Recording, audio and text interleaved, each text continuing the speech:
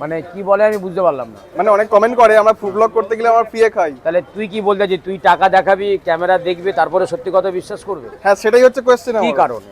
তাহলে ওটাই বল, বলছি, তাহলে ওইটাই যারা বল। কমেন্ট করছে বল, তাহলে সত্যের যুগটা কোথায় আছে? সেটাই। না তুই ওদেরকে কমেন্ট করে লেখ, বল সত্যের কি যুগ নেই? এটা Right, তুই right. লিখবি, এটা রাত ভোর জেগে ওইটাকে যতগুলো কমেন্ট হবে ততগুলোতে লিখবি। যে ওইভাবে কমেন্ট দেবে এটা এইভাবেই লিখবি যে সত্যের কি যুগ নেই? সত্যের যুগ আছে। আমি টাকা খাবো, টাকা দেবো না কেন? কি কারণে দিবি না? আগে আমাকে এই কথাটা বল। সেটাই। ব্লগিং করছিস তো, আমার কি অসুবিধা হয়েছে? আমার চালের দাম নেই, আমার মাছের দাম নেই, আমার পনিরের দাম নেই, সেটাই। আমি এমনি খাইয়ে দেবো? কি কারণে এমনি খাওয়াবো? 2 টাকা কম নিতে পারি, কিন্তু ফ্রিতে কেন খাওয়াতে হবে? অরুণদা, দাদাগিরি খেলে আসার এক্সপিরিয়েন্স একটু শেয়ার করো। বলেছি রে, সব ভালো। আমি অনেক অনেক অনেক ভালো। দাদা ছিলেন, মানে মহারাজ ছিলেন, সৌরভ দা যিনি, উনি তো ছিলেন আমাদের সাথে, এবং ওনার সাথে আমরা ছিলাম।